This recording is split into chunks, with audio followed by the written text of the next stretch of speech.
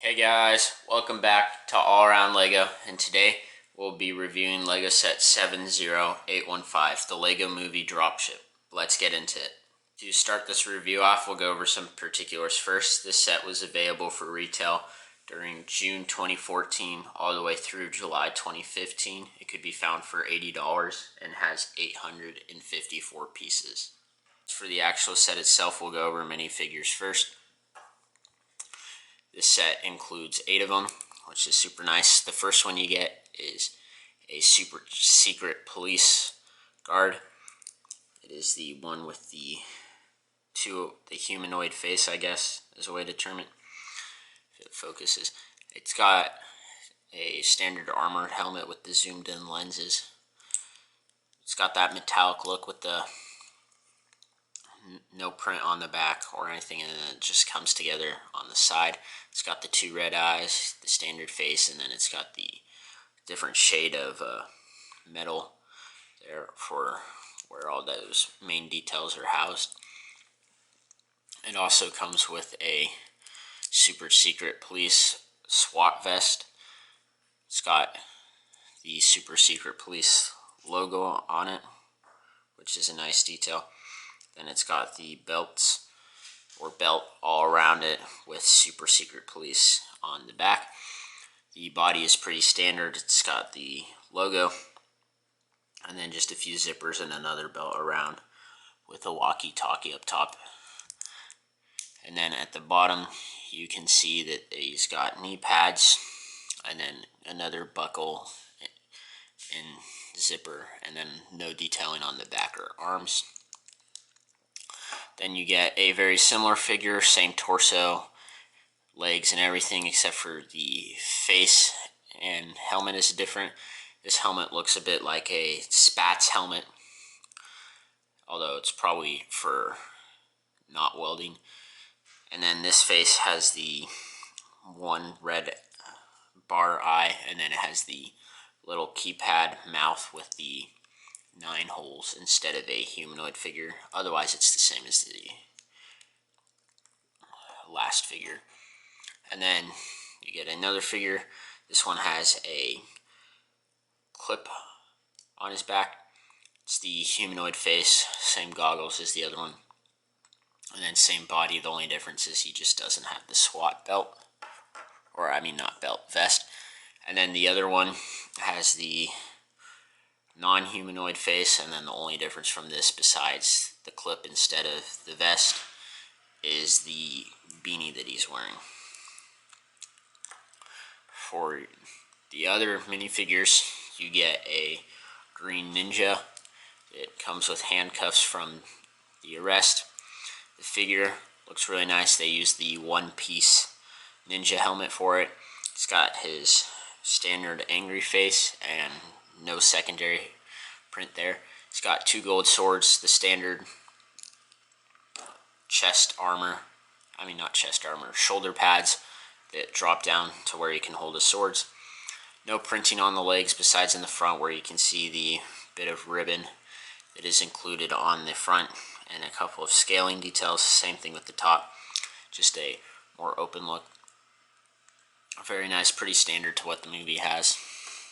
And then you also get a cowboy, old-fashioned style, that it also comes with handcuffs that can get arrested. You have the old-style revolver that is included. And then for the hat, you have the fold-up with the one side of the brim that can be placed on either side like that. And then you have a little hole for a feather that can be placed there if you so desire.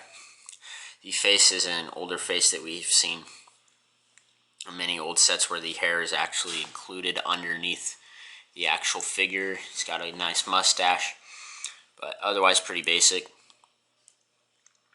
And then if you come down to his legs, it's just all black, no interesting prints there.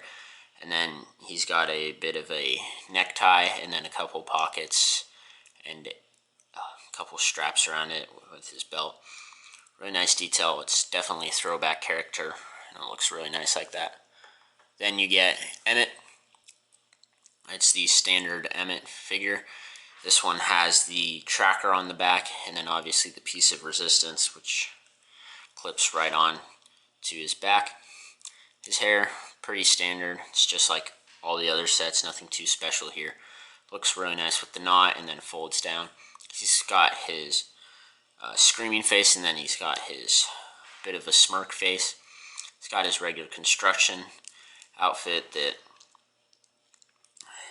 includes the silver lining where it actually shows up and gets light and neon with that. He's got his badge that actually says Emmett, which is a really nice detail. It's overall really nice figure to be included. And then you also have the Batman. This Batman has his regular face, and then he also has a bit of a smirk. And then it has the white bandage, I guess, on the top, so that you can put it on and get the face with the eyes. This comes with a cape that folds up and in with a cut. Looks really nice there, just like the regular Batman capes that we see. There is a bit of printing on the back. It just includes his yellow belt that comes around to the front. It's got the Batman logo. You can see his 7-pack of abs. And then you got a bat ring included, which is really nice. Moving on from the actual figures, the set, it's definitely one of the better sets of the Lego Movie line. Really nice. A lot of play features will come and start in the front. You got these 2 rotating turrets similar to the gunships that you see in Star Wars that you can pretend fire lasers with. It does have them fold back onto these little pieces here like this, so that you can have it like that, which I think is a bit interesting. Definitely gives a more accurate display look. Not sure how it works with play features, however I'm sure kids don't mind. Oopsie. And then with the actual cockpit itself, it's a piece that I had never seen personally before in this at all in Lego. It is a pretty massive piece. It's meant to have 2 pilots in it, so as we look in the cockpit, you can see a bit of sticker decals on it with a little dashboard for the lower seat, and then for the upper seat you have a tracker searching for the piece of resistance. Very nice detailing, and then it is also tiered, so the lower driver is actually further out than the secondary driver, and it's just a standard area. It does use by 2x2 areas, and you can fit both types of figures, even the ones with the super secret police vests on will fit in. Just clip them in and then pop this on, and then we'll be able to fit in there. Looks really nice. You can see how they're tiered. The windshield piece actually works really well. It almost entirely completely encases it. Not sure why they included this jumper plate at the bottom. It just has no connection. The only connection is up here with these snot bricks. It's still really nice. So take your figures out. You got these 2 lanterns on either side that show the police colors used as headlights, and then you obviously got your regular police lights capped off on the top of either side, as you can see. Then we move back here, you got the 4 jet engines. 2 of them say Danger Jet exhaust. They have that sticker included. They are the back 2, which looks really nice. Off to the side, you'll see the cylindrical device, and if we come over onto the other side, you'll see a bit of a knob over here. This knob can be turned. You flip this open, and if we come back over to this side, or I'll just do it on this side, you can see this little clip that if you turn this, it'll actually extend, and it has this clip that you can clip onto one of the super secret police that has the clip on the back, and then you can take your dropship up, and as you can see, as I'm pulling him up, you can actually extend it and have him fly down there. It's a relatively big string. And then another feature to it is if you need it to wind back up, you just flip over to this side and you just wait a bit, and as you can see, the rope actually is starting to move back into the ship. Really cool. And then you just put this on if you want to lock it. So as you can tell, with that, the door's open. First, I'm going to point out a few more things before we go on to the interior. On either side, there's this sticker decal that says rescue with an arrow. Very interesting of them to include. On the actual doors itself, you got another headlight that you can rotate off to the side. You got like a secondary door that says it's 10th Division 409, and then you got the super secret police and the logo. They pop up. It includes this nice little bar that you can use to pull it up, or you can just pull it up from the top and bottom. Inside, you will see a bit of an interior. It's hard to see unless I pull this one up, where you can also see the clip, and then you see a bit of machinery, or I guess computer-esque technological stuff where they can research. Then you see a big bar in the middle which is holding it up, and then lots of space for your troops, and then it includes 2 heavy blasters on either side of the main support beam, which is really cool. Nothing on the roof or anything. As for the actual device, pretty simple Technic pins just to clip it in there. It's only held on 2 of them on the top, so nothing too insane there. They both look the same on either side, just reversed and flipped. So really nice. And then if you come over here, you can actually see this little sticker. Not sticker, this is a printed plate actually, that has the serial code of the ship that it's on. On the other side, there's nothing printed on that. There's just a standard thing. Then the back, looks really nice. You got the indented black, and then you got it separated by a lighter gray. Up here you have a great play feature where you have your spring-loaded shooters on either side of these rear wings that have either of the colors blue and red. They both shoot.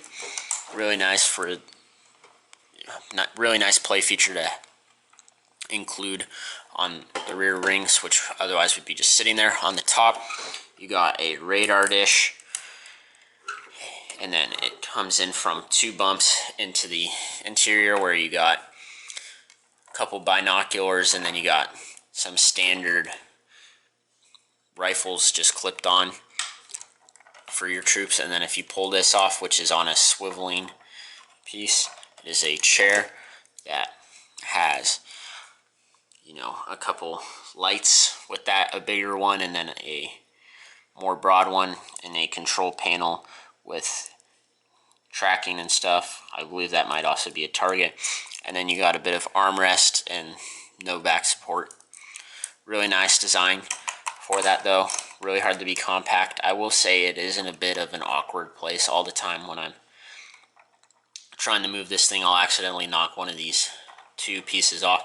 So the skeleton clips are probably on their last legs already, but it's just an unfortunate part with that. And then you come into the back, you see this little wheel, which you would think is the door. As you can tell, door, really nice detail. However, you do actually have to pull it down yourself. You can make a ramp with it, and there are a couple lights just behind these 2 exterior wings. And then you have a cage in here, but the only way I found to pull it out is if you open up the door of the cage, and then you pull the cage out. It's a little prison cell. Inside you got a couple 2x4 plates that are smooth so that you can just slide it in there. As the prison, it fits very nicely, and it retains the shape of preventing this from bending back too far. Looks really nice. It's got the red tinted glass on 3 sides, and then it's got 4 red laser bars where you can put one of your prisoners very nicely. It's a lot of space for them. Probably about the same size you'd see in a standard minifigure display. And then you can just slide them in there. The top part is also smooth of this cell, so that it has no issues with that. Really nice how the door looks though. And then if you come up here, as you can see, in order to fly this, it needs to be rotated. And if you do that, to do that, you just come back here and you rotate that, and you can get any angle you want up to basically 90 degrees. So you can have it actually go out and fly. Looks really nice.